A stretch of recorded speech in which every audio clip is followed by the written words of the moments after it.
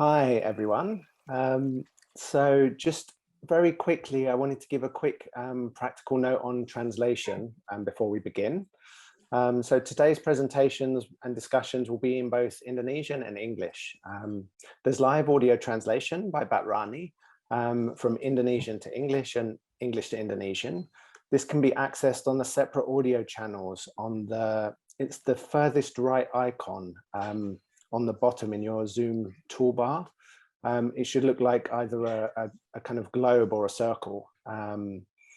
Yeah, so please feel free to select the language channel that you want to follow the session in, either English or Indonesian, and go over to those channels now. We'll also have textual translation of the chat column from Amma. So anyone who wants to ask any questions, please feel free to use either English or Indonesian directly in the chat, and that will be translated for you.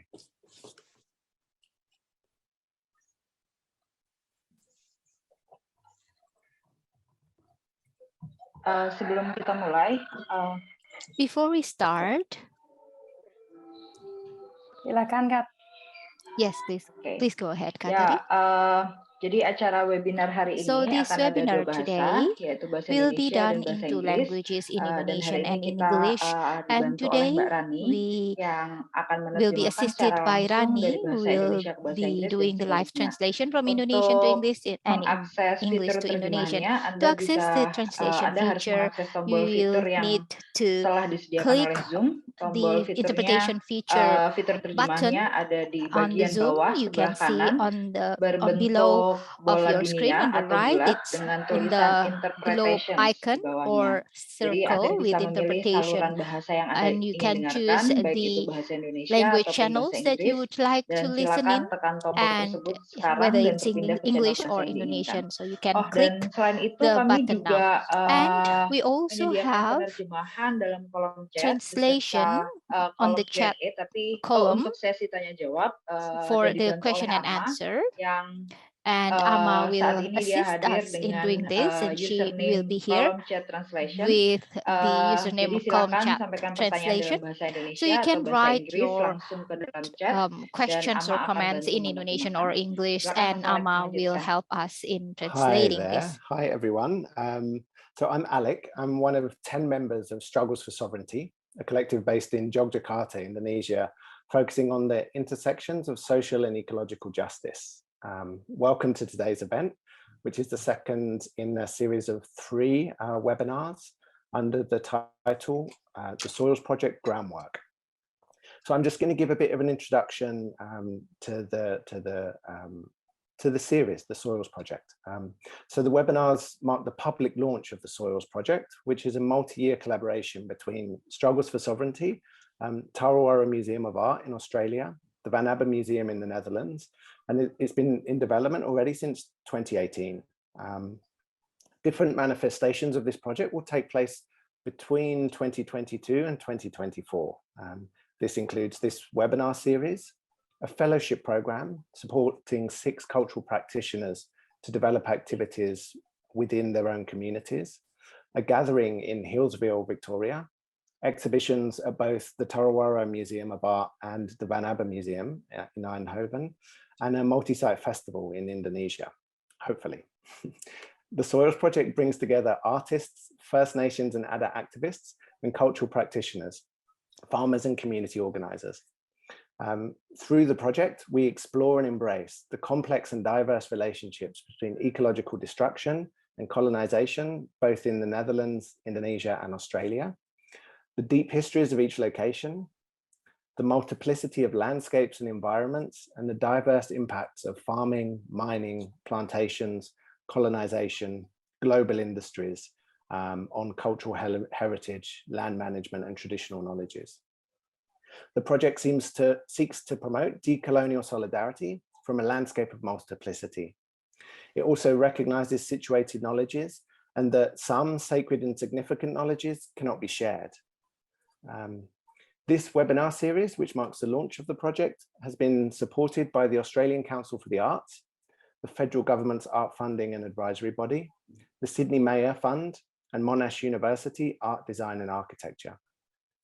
I also wanted to say a big thank you to the project's advisors who've been very generous, giving their time, ideas, and critical perspectives in the process of developing this project over the last months.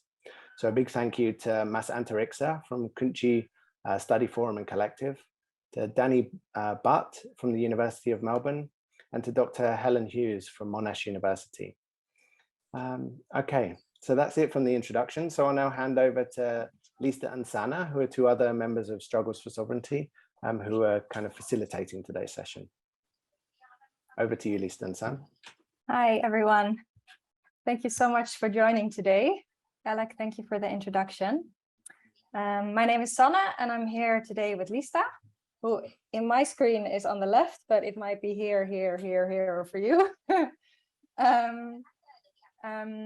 Yeah, we're both members of Struggles for Sovereignty, and we'll be moderating or facilitating today's session.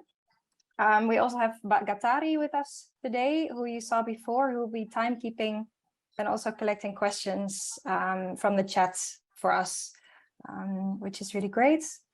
So welcome to today.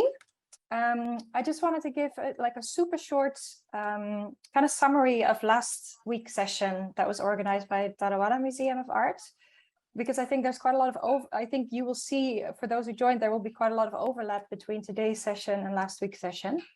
So last week, we had a super inspiring webinar with Uncle Dave Wanden and Brooke Wanden from the Wandun Estate Aboriginal Corporation, with responses by Yorni Sadaria from Perempuan Amang, the Women's Association of the Indigenous Peoples Alliance of the Archipelago, and Tiriki Onos from the Willan Center for Indigenous Art and Cultural Development at the University of Melbourne. So for those of you who joined, I think today you will see a lot of common threads across the practices that we'll be hearing from and the friends we'll be hearing from today. And for those of you who weren't able to join last week, don't worry, because the video will be online soon, so you can kind of retrospectively see the conversation. But we're very happy that you're here with us today. Lista, over to you. Baik, terima kasih banyak Mbak Sana. Thank you very much, Sana, for teman-teman yang datang welcoming hari ini. our friends Saya Lista, who are here with us today. I'm Lista, and today I will moderate the discussion in Indonesian. But of course, you can access the interpretation feature to able for you to be able to listen to the English translation. We are happy that today we have Kak Lian Gogali and Kak Kurniawan Bandjolu. Hello, Kak Lian and Kak Kurniawan Bandjolu, or Kak Eko. So we call Kurniawan Bandjolu as Kak Eko. Jadi Kak Lian dan Kak Kurniawan ini berasal dari Institut Mosintuwu, Lian and Kak Eko, they're from Institut Mosintuwu. This is a grassroots organization based in District of Poso, Central Sulawesi, Indonesia. In this presentation today, Lian and Eko will share about the context of soil, water, and forest, which are the basis of the fundamentals of the communal life in Poso. And today, or perhaps since years ago, soil, water, and forest in Poso have been under threat from the extractive exploitative development projects, large-scale development projects, the palm oil plantations, the mining, and also the development of the water electricity. And this is actually an ancient lake and also an important source of biodiversity. And this Poso Lake is a very important unit that maintains the knowledge for the community of Poso.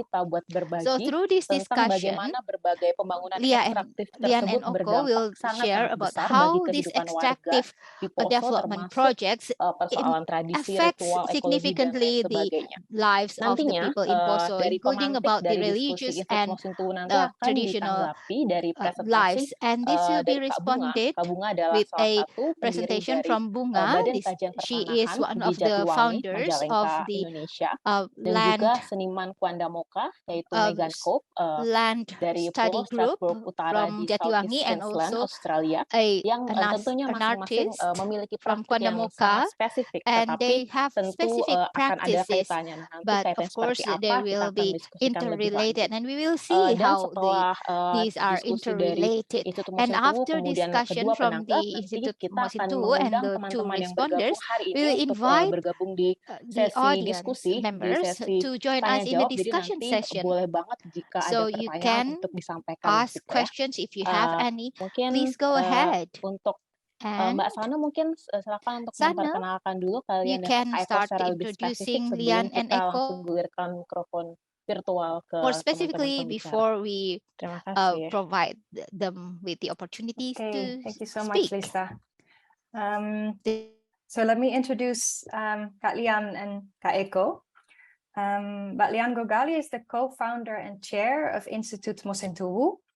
We've been working together since 2020, when Lian joined our project, The World is Our Household, as a forum partner. We've been having many conversations. Some of our friends visited also Institut Mosintuwu, and it's always been really inspiring. So we're really happy you're joining us today.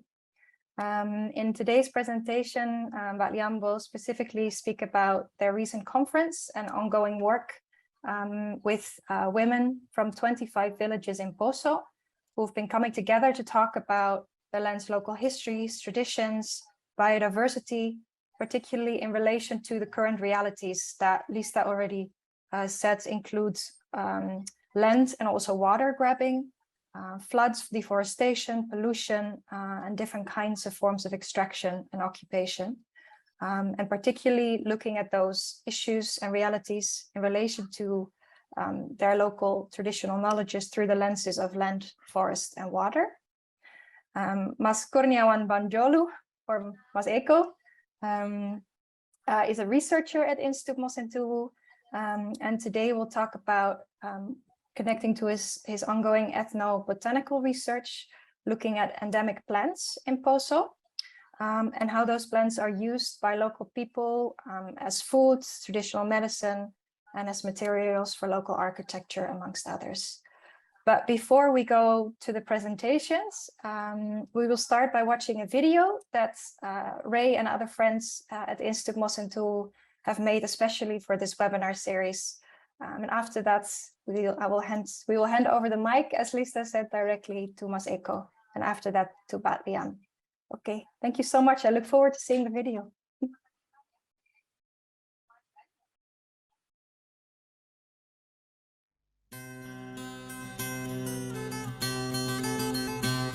Chapter 1, Land, Water, and Forest. The district of Poso, the district with 3 types of waters, lake, river, and the sea.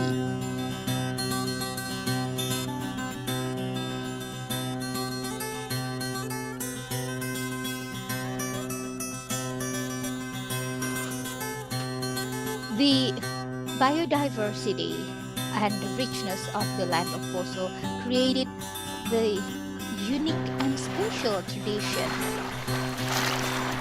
This is the tradition of Mosango.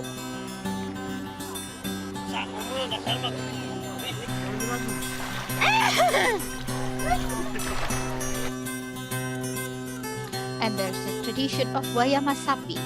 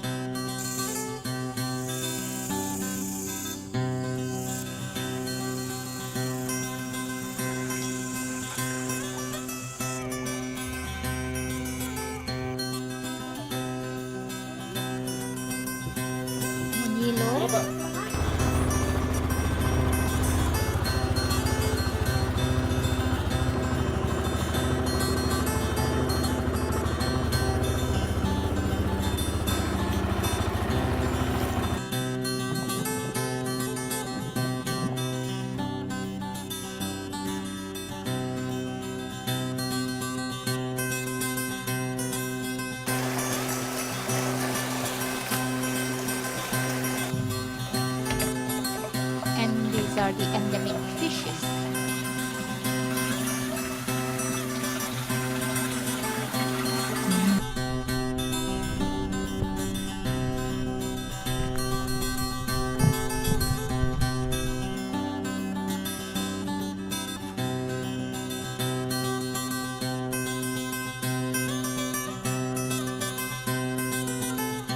This is the seaweed fishermen and also the fishermen.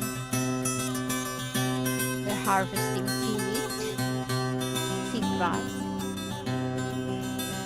and these are the tree bark, the fabric from the tree bark.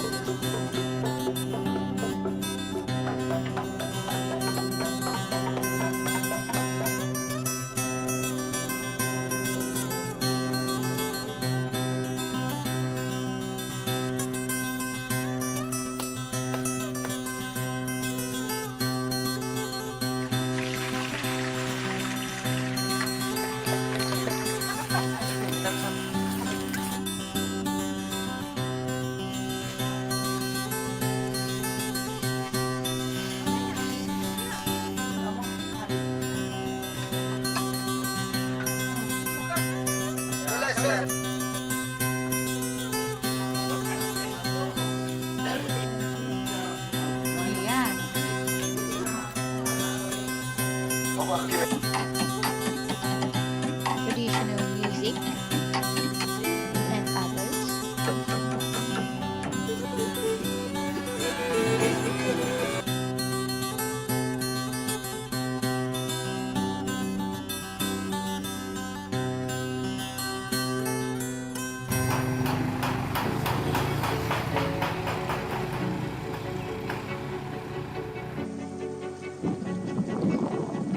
Chapter 2, the disappearance.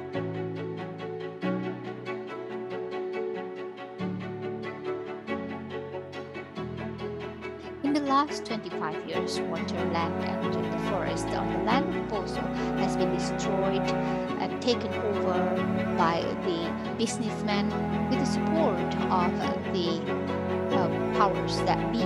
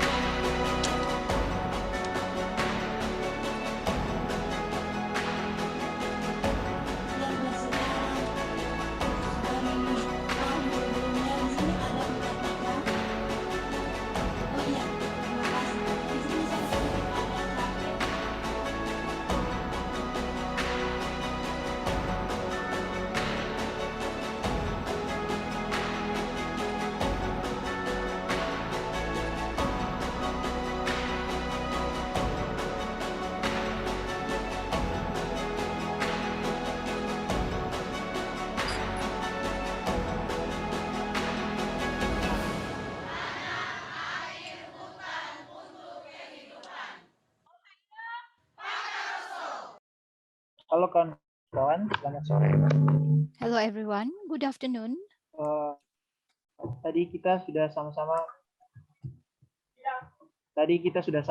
menyaksikan video singkat yang dibuat oleh editor kami Rai, merangkum beberapa kejadian atau peristiwa di Danau Poso, bagaimana warga menghayati summarizes the different activities in Poso, kemudian about the different flora and fauna, ada pengrusakan yang kemudian terjadi and the different destructions that have taken place. Pertama-tama, so first of all, saya akan menyampaikan bahwa tahun 2000 I would like to pada tahun explain that in 2017 saya meneliti tentang 2017, I did a research tumbuhan yang digunakan on dalam the plant berbagai aspek species kehidupan masyarakat used di in Pamona, different di sekitaran Danau Poso. aspects of Itu ada life 94 in jenis the tumbuhan community of yang Pomona. We have digunakan sebagai, 94 ada yang digunakan species of sebagai plants. tumbuhan obat, ada yang Some are digunakan sebagai bahan used as makanan, medicinal ada yang plants, some are digunakan used sebagai as rempah, ingredients kemudian ada for yang cooking, juga yang for digunakan spices, sebagai and some bahan are bangunan. used for Masyarakat construction. And the Pomona community around the Lake of Poso are very much related to the forest.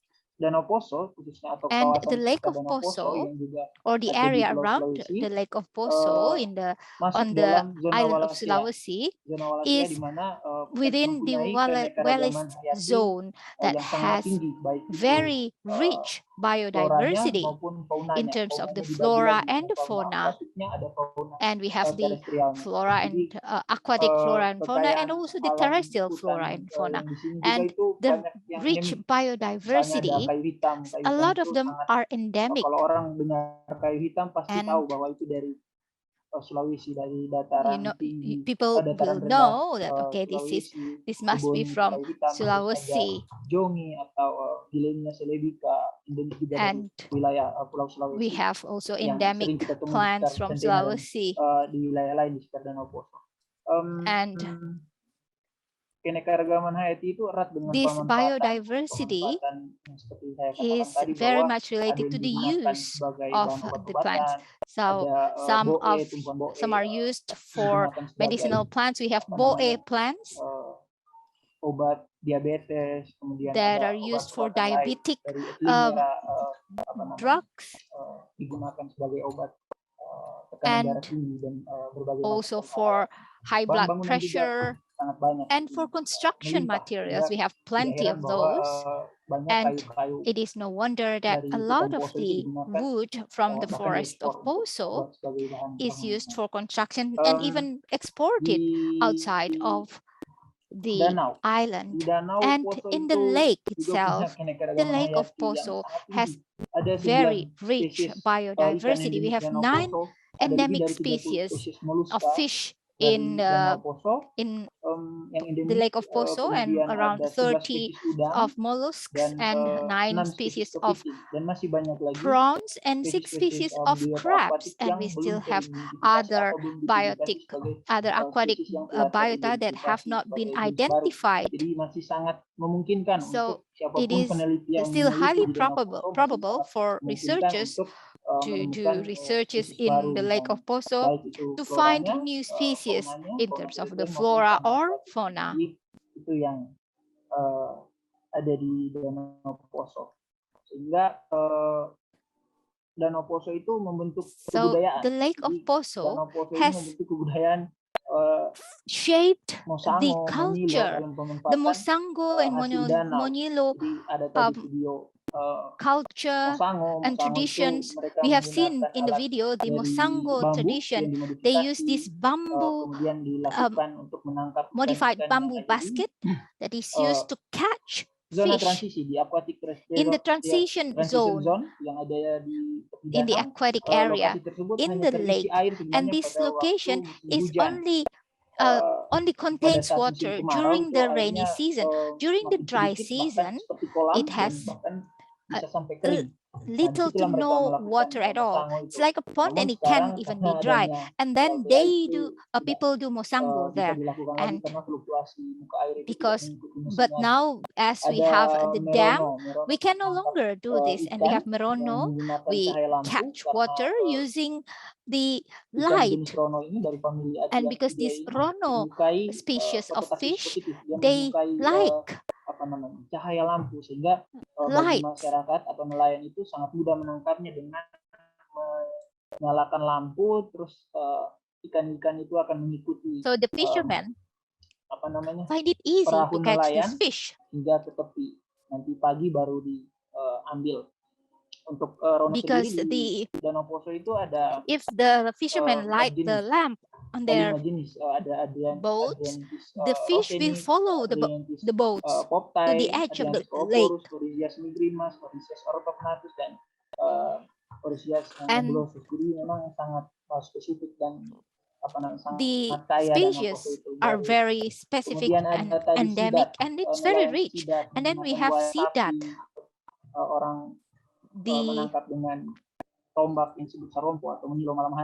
and they call and people catch this sidat fish using the lances,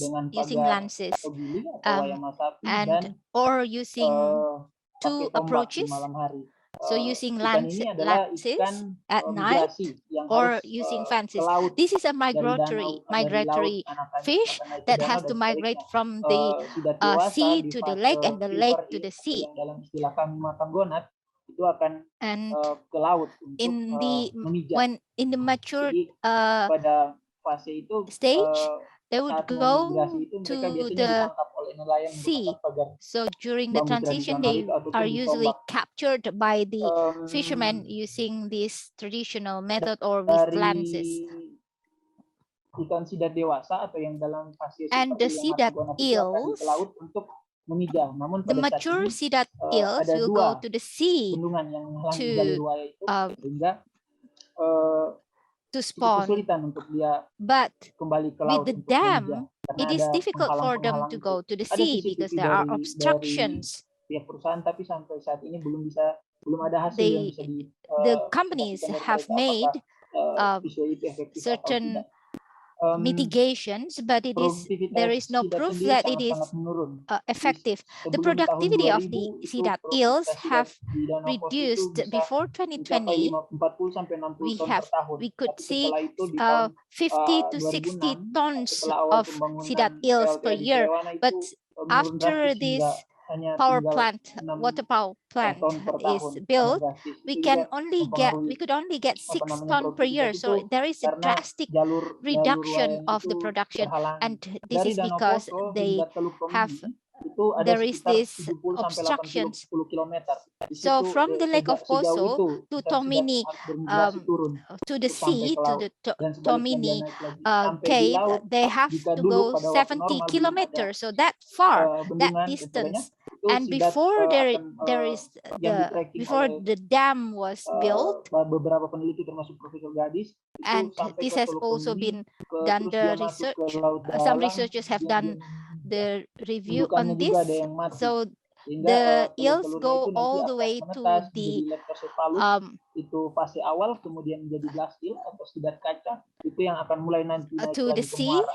and then the fish, the eggs will hatch, and then they will go gradually from the seawater, brackish water, and then the fresh water in the lake. And usually, the fish will reach the lake of Poso in the certain age. So this is how specific the lake is.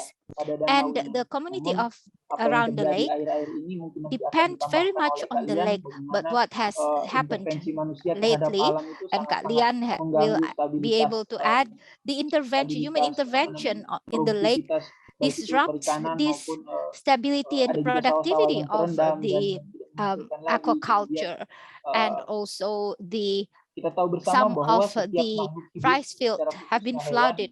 And we know that all creatures have certain level of tolerance. Every species will have a certain level of tolerance about the change in the environment. Some are vulnerable to changes in the light intensity, of the light, or in the temperature, or in the depth of the water, because with the deeper water, the intensity of the water, the intensity of the light that gets into the water is reduced. So there are a lot of factors that lead to the changes of the behaviors and the tolerance level of this species.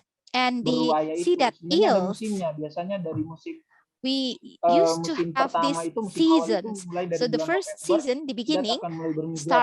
starts Sidat in yang November. bermigrasi pada The bulan sidat November eels hingga will start their Februari itu migration. pada umumnya dua And spesies, yaitu Anguilla usually we have two Vitalosapica dan Anguilla species celebesensis. of eel Dan sidat setelahnya itu that dominan adalah Anguilla marmorata go dan in Anguilla November. gorgenis dan And then after that, there are different Anguilla species interioris. Jadi that ada goes periodisasi to sebenarnya, ada in other periodisasi musim areas. So migrasi there are sidat. different Namun periods setelah for the dioperasinya migration of the sidat eels. PLTA But Poso 1 itu ada after terjadi this, pergeseran musim yang cukup the dam is jauh built, ya, we maksudnya have dia seen menjadi panjang. the shifts Biasanya in bulan the April itu sudah hampir habis transition. sidat yang Usually in tertangkap April, di we no Wayangan longer Masati be atau di able pagar to tradisional catch tadi. sidat Tapi pada eels. tahun yang lalu itu hampir But separuhnya last year, itu sidat the whole tetap year, banyak yang tertangkap. Itu we dipengaruhi could karena still fluktuasi catch muka air the sidat Danau Poso itu eels. masih It's tinggi. because Karena biasanya memang the lake sidat of itu dia Poso akan still puncak migrasinya itu pada saat musim they hujan still dan have posisi a lot of muka air water. danau itu And sedang tinggi. usually Nah, itu the yang terjadi pada sidat tahun kemarin. will start to migrate during the rainy season Produktivitas when tangkapan the lake tetap has tinggi karena high water air tidak level. turun-turun And with lagi the walaupun dam, curah hujan the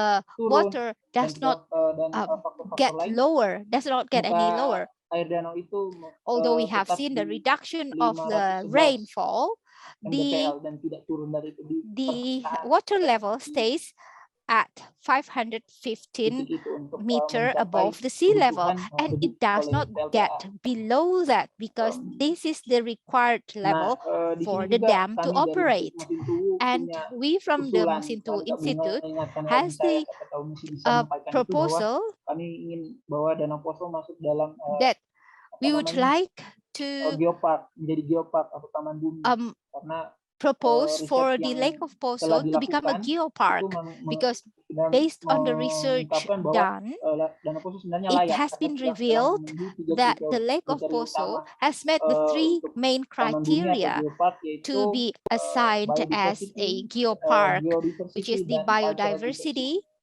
cultural diversity, and geographical diversity. So the Lake of Poso kalau dibuatkan meets video all the seperti requirements, tadi and mungkin it is a very 5 unique jam pun place. tidak cukup untuk If we can make a menggambarkan full bahwa video keindahan Danau about Poso the itu seperti unique apa. and the beauty of the uniqueness and the beauty of the Lake Poso, Untuk tanah 5 hours will not be Kabupaten enough Poso to ini capture sangat it subur. all.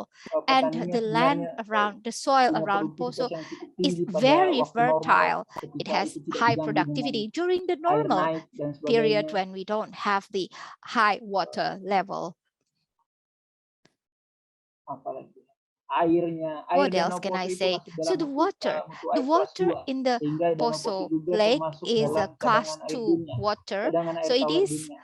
Sehingga memang it is considered as Danau the Poso ini punya world's kekhasan tertentu yang tidak water dimiliki danau-danau lain, baik di Sulawesi maupun di tempat retention. lain. So Setiap the lake has wilayah this dari unique Danau Poso ini tepiannya and memiliki specific sifat yang berbeda-beda. characteristics, Ada yang and pasir putih halus, ada yang pasir the putih agak substrates berkerikil, are ada different. yang Some are seperti some tepung, have ada yang sandy seperti with lumpur, ada yang flower-like batuan, dan batuan-batuan yang ada di Danau Poso itu granularity, sangat and menunjukkan some peristiwa have geologi masa lampau, sands, peristiwa some terbentuknya has Pulau the Sulawesi, bahkan peristiwa rocky terbentuknya areas, Danau and it Poso yang shows the dipengaruhi oleh dua aktivitas sesar, yaitu different sesar Poso Barat di sebelah barat dan sesar Poso di sebelah different timur.